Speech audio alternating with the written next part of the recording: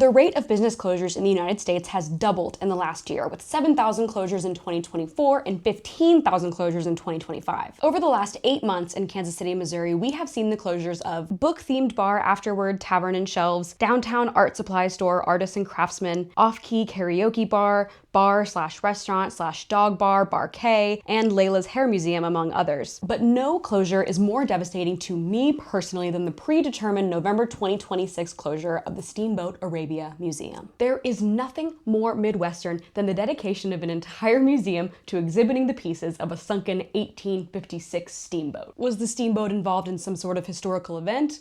No. Did anyone die when it sank? No. Was it the first of its kind? No. Did pirates sink the boat? No.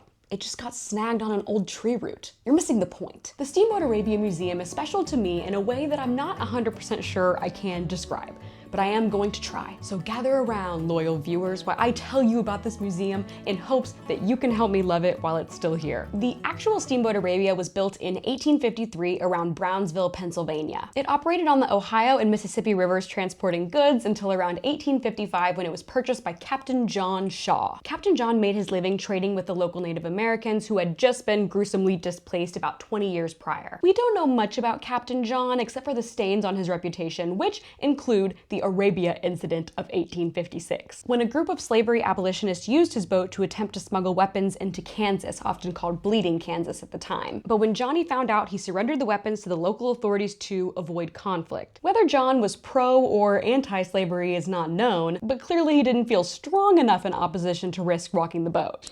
Oh, bro. And after that, John decided to throw in the towel on the whole boat captain thing, and he actually moved up north to become a horse breeder instead. Captains William Terrell and William Boyd purchased the Arabia and wasted no time. I'm making a lot of assumptions here, but it really seems like the Williams were a lot more reckless in their boat captaining, given that they nearly sunk the boat in their first month of ownership after hitting a rock and damaging the rudder bad enough that they had to pull over and get it fixed. So they took a few week-long pit stop, got the rudder fixed up, and then headed back out where they immediately blew a cylinder head and then had to pull over for that too. Between March and September of 1856, they took 14 trips up and down the river, which is extremely impressive.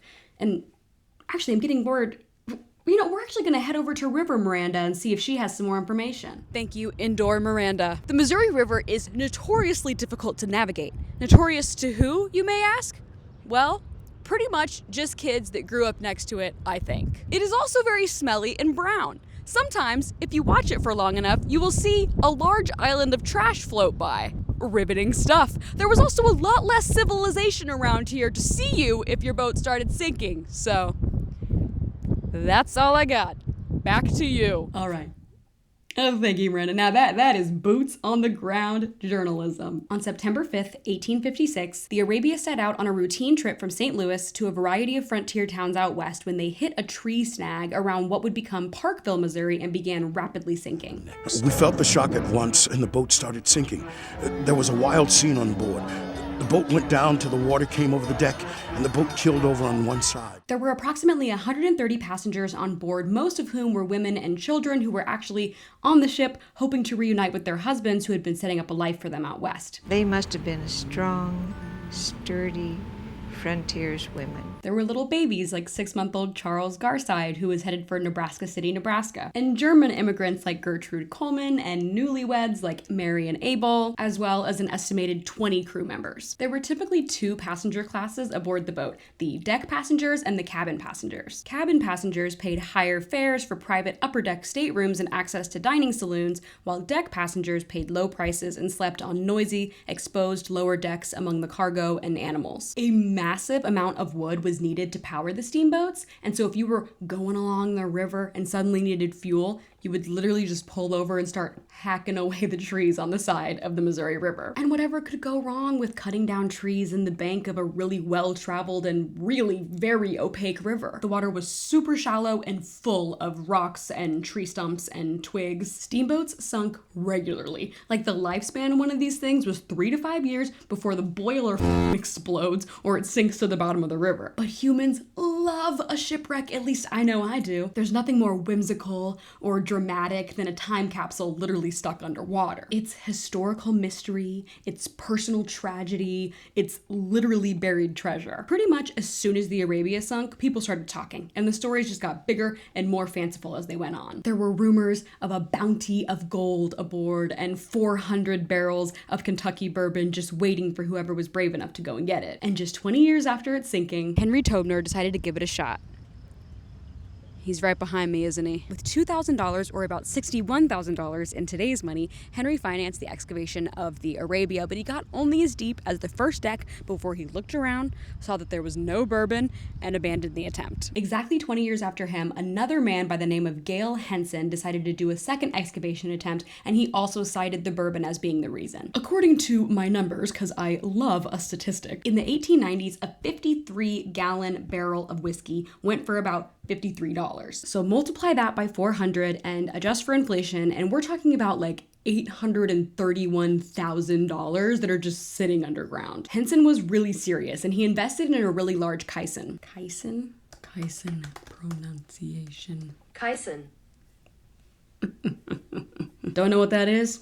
Don't worry, me neither. According to the Oxford Language Dictionary, a caisson is a large watertight chamber open at the bottom from which the water is kept out by air pressure and in which construction work may be carried out underwater. Still don't know what it is? It's okay. Me neither. All you need to know is that the high pressure makes a super uncomfortable environment where you're basically experiencing all the pressure of being far underwater without being wet. Most workers couldn't handle that discomfort, and only a few boxes were brought up before the attempt was abandoned. The next 100 years were quiet ones for the Arabia, with the average person just forgetting about it. That was until David Hawley of Independence, Missouri, was out on a call from his family's AC business and met a strange character of a man who was very interested in river history. Yeah, just an old character. Yeah, I'm not even sure I remember his name, but he dressed in black from head to toe, and I think he had dreamed about finding treasure in any format. That night, when he got home for dinner with his family, David told his brother and father about the various steamboats that were rumored to be buried around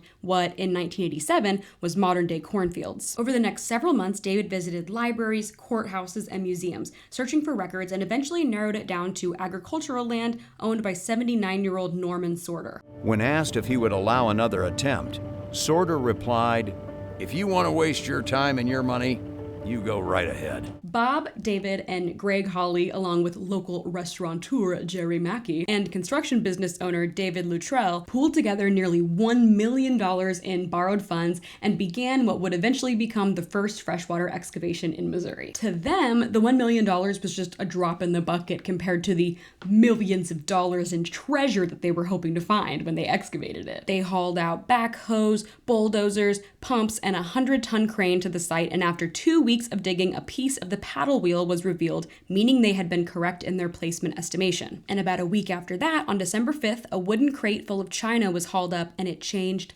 everything. Without a question, without a doubt, the best day was the day that the first barrel appeared in front of us. The mud was such an effective preserver that even the straw inside of the boxes of china was still yellow. Gag! That's so cool. Their families, meaning their wives and children, at this point were not super on board with this. Kind of all they knew was that their husbands weren't there because they were digging in the mud while they were raising young children. I thought really they were wasting their time and their money. Bob called me about 4 in the afternoon and said, "Come on down, Flo," and I said, "I can't, I've got chili on the stove for supper." But something about this box of china, this window into the past, got everybody on board. Now our wives are all talking to us again, they were excited. Can you imagine what it might have been if we'd have found a barrel of boots first?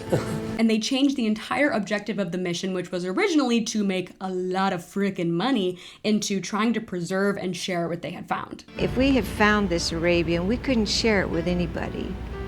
It wouldn't be much fun. It cost an additional $1 million to safely bring everything to the surface and have it transported to where preservation could start and the Steamboat Arabia Museum could open in Kansas City, Missouri, 1991. The discovery of the Arabia, the recovery of the cargo that was brought out and brought forth, the fact that they'll be on display here in this museum, I think is very significant to Kansas City. The museum sits in a building that had once been used for concerts, but has been adapted to feature the actual spinning paddle wheel that sits alongside a full-size deck replica, the preserved hull of the boat, and a collection of over 200,000 items of cargo that make up the nation's largest collection of pre-Civil War artifacts ever found. The preservation of these items is no small feat. In fact, the museum's been open for 30 years, and they're still putting new items on display every week as they finish preserving them. Every step has to be followed in a timely manner, or you end up with something like the 2 rolling pins that they have on display. This rolling pin here has not gone through any type of preservation process. This rolling pin has. So when those cells dry, they collapse from lack of support.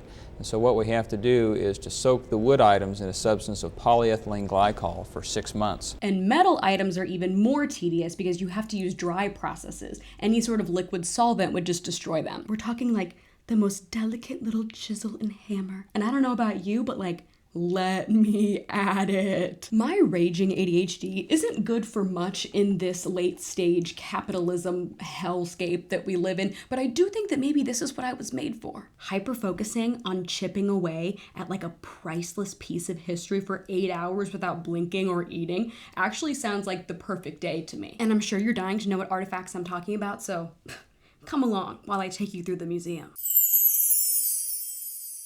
The largest piece and the first piece that you'll see when entering is the hull of the boat, which is in remarkable shape, all things considered, and really is a testament to the craftsmanship of the people of the time. The boat was made from solid oak, and the curving of the wood was done through a process called steam bending, where the wood would be made steamy until pliable and then carefully molded into the necessary shape, like Play-Doh. Like molding giant big slabs of wood like Play-Doh. And the whole thing was originally painted white, which you can still see little pieces of. Then you walk into the theater where you watch this bomb-ass flick that has not changed at all since my 2008 field trip. Did y'all enjoy the movie? Yes. Didn't hear any applause. Always show it twice if we don't hear applause. And then you exit out into the cases of treasures. The women's display features calling card trays, decorative perfume bottles, brass jewelry, and one of my personal favorite things in the museum, a frozen Charlotte doll. Frozen Charlotte dolls were made between 1850 and 1920, and they can vary a little bit in look, but they all have the same like really rigid body with no joints, and they're typically made of porcelain or bisque. The name of the doll comes from a folk song, which is actually named after a poem by Elizabeth Oakes Smith, which is called A Corpse Going to a Ball. It's about a young girl who won't wear a coat on the way to the ball because she doesn't want to compromise the look, and she ends up freezing to death on the way there, so. Frozen Charlotte's gonna remind y'all to wear a coat. These were also really, really inexpensive. They were sometimes called penny dolls, so pretty much any child could have one. Charlotte in the story is a teenager who like wears clothes, but Frozen Charlottes are almost always babies, and they have no clothes on. And this is actually intentional. This was so that it would encourage the kiddos who had them to practice their sewing skills by making tiny little outfits for Charlotte. Kids on the steamboat also played with things like marbles, jacks, corn husk dolls, ball and cup, hoop and stick, which is crazy because those are also all my favorite things from when I was a kid. The men's display has a boot pistol, which is exactly what it sounds like, a firearm small enough to tuck into your boot, as well as gunpowder flasks with animal detailing and a general store scale, which segues us into the category of what makes up the majority of the Arabia's loot. Along with bringing people to frontier towns, the steamboats were also bringing supplies to all the general stores that had been popping up around the area. Things like coffee beans from South America and perfume with the original liquid still inside, and hundreds of thousands of Italian and Bohemian beads made out of paper-thin glass. There are dishes of all shapes and sizes made of tin, glass, ceramic, and porcelain. And I particularly love seeing the scroll flasks because these are really common in antique stores, and I've actually bought a few before without really realizing what they were. There's buckets of buttons which actually used to be attached to clothes. One of the few materials that couldn't survive the like muddy, watery, dark abyss of the bottom of the Missouri River was cotton. So all of these buttons used to be attached to clothes which are no longer around. And that also means that the cotton stitching didn't survive on wool, satin, or silk items. So every item of clothing that is on display actually had to be pieced back together and restitched by the preservationists. Among the most interesting clothing items in the collection is this red tunic with heart appliques, which I thought was very cute until I read the sign, which promptly bursted my bubble. Apparently, wearing a red heart on your clothing at this time in Kansas was a symbol of pro-slavery and a reference to Bloody Kansas or Bleeding Kansas, which was the nickname given to the state of unrest in Kansas over the issue of slavery in the 1850s. There were years of election fraud, raids, assaults, and murders, including 56 to 200 political killings. So yeah, could have been a cute shirt. Context matters though. I have 3 favorite items of textiles in the collection. Number 1 is this oxblood dyed ream of fabric with seashells printed on it, as well as this gorgeous knitted wool cardigan and these pants that were found inside out with tons of patches on the inside of the knees, like the wearer was trying to get as much life out of the pants as humanly possible. Although there's no way for us to know exactly who the pants belong to, it's highly likely that they would belong to a deckhand or a fireman or a cook, most of whom were black laborers, both free and enslaved. Although obviously not the intention of the white people aboard, the mobility of life on a steamboat actually assisted enslaved people with gaining information and keeping up relationships that ended up being necessary for escape. There are also hundreds of pairs of leather and silk shoes in all sizes, from toddler to full-grown man, as well as a very special case of vulcanized rubber shoes. Why are they special, you may ask? Well, these are the oldest vulcanized rubber shoes in existence. Big day for all my rubber heads out there. Rubber shoe technology wasn't exactly perfected, and so they had quite the reputation for lasting only a few wears before starting to melt right off your feet. So very, very, very few of them are still in existence today. But the anaerobic conditions underground allowed a lot of things to live past their expiration date. At the Arabia Museum, they are in an oxygen-free chamber to keep them preserved for a lifetime, along with a few other rubber items from back in the day, including hairpins, combs, buttons, and horsewhips. It seems like they figured out rubber and then just tried it on everything they could to see what stuck. Like, the idea of a rubber comb is making my skin crawl. I don't even like the rubber combs that we use for dog hair, let alone like rubbing that all the way through your like dirty, greasy boat hair. They also carried a massive amount of tools and hardware on board, like hundreds of keys and locks, saws, axes, hat, and coat hooks. When I hear the word technology, I tend to think of robots and iPhone and people who are like ruining the planet. And so it is a little bit funny to see a display called technology from the 1800s, but it was really cool. Humans are so cool, and technology is so much more than beep beep boop Elon Musk. Fire was a huge problem on the frontier, and one tiny blaze could wipe out an entire town, so it makes sense that there was a lot of time invested into the prevention of fire. Enter the lightning rod, which was originally popularized by Benjamin Franklin. It is composed of a metal rod holding a small glass cup that had a wire running all the way from the rod and down into the ground, so that if lightning were to strike, it would be conducted to somewhere specific instead of just going all over the place. Oh, Charlotte. Oh my God. Other technologies in the museum include boxes of vermilion paint pigment that is faded to yellow from being underground so long, as well as original wax sealing canning jars. The jars were patented by Robert Arthur, whose advertisement reads as follows: self-sealing fruit, cans and jars. 2 medals and 5 diplomas already awarded. By their use, every housekeeper may secure for the winter season a supply of all the delicious summer fruits in a condition so far superior to ordinary preserves that no one has used them for a single season will ever go back to the old and more troublesome, more costly method. The operation is exceedingly simple, and the results certain where the directions are observed. Unfortunately for Rob, his invention was trampled by the mason jar, which was invented just 3 years later. The last piece of technology that I'd like to discuss is this box of printing type, which was headed for Thompson and Butts General Store. We need to have a serious talk, because where did all the people with the last name Butts go? What did we do with them? If your last name is Butts, I am calling you to the comment section. Tell me what that's been like for you. Are you okay? Are you gonna change it?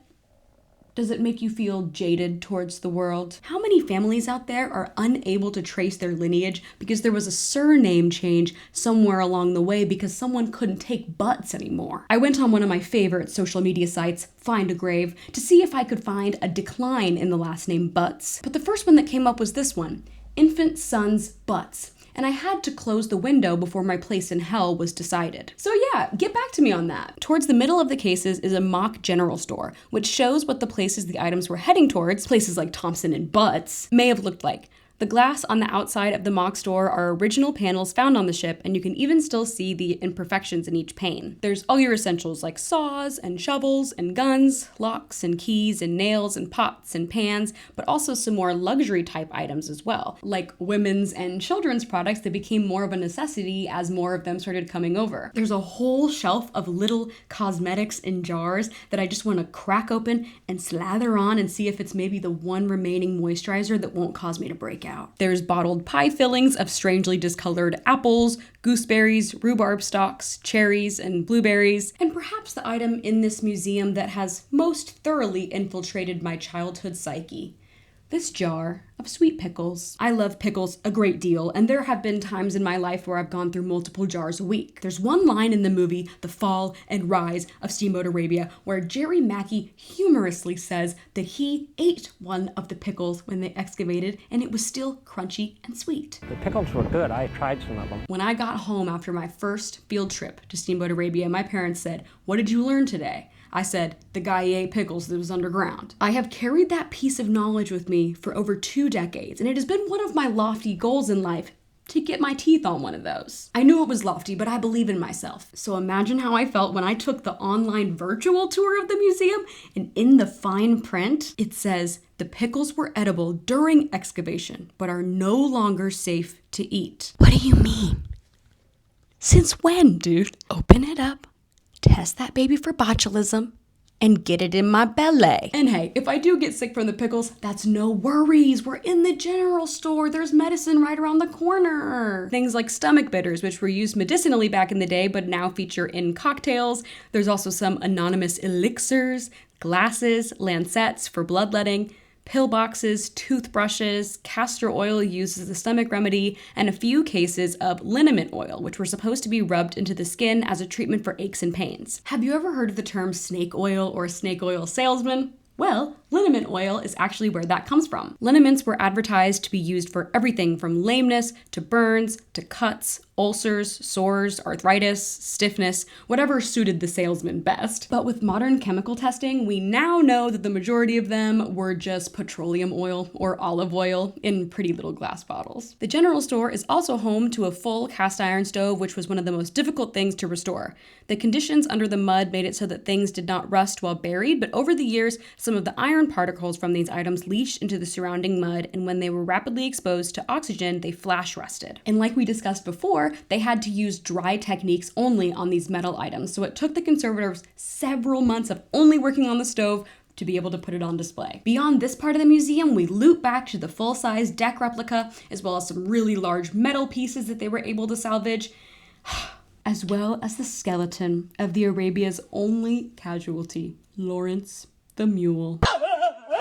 As far as we know, Lawrence was the only animal aboard the Arabia and would have been stored on the bottommost decks and treated a lot more like an object than an animal. After the sinking, the owner of the mule told the local newspaper that he had cut the mule's reins and told him to come with him so that he could swim to freedom, but that the mule was too stubborn and wouldn't come with him. And that was generally the accepted story until the excavation, when it was revealed that Lawrence was still wearing his bridle, which was still tied to a piece of heavy machinery. This affected me greatly as a child and continues to this day. Lawrence was found saddled with carpenter's tools wrapped in a bedroll behind him, and he was carrying a tin cup with the initials AP. What if I began crying and never stopped? It's like, it's the poetry, it's the irony of it all that gets me. Like, here's this animal that we created. It does not naturally occur. We created this animal to work for us. And in that process, humans become this animal's entire world.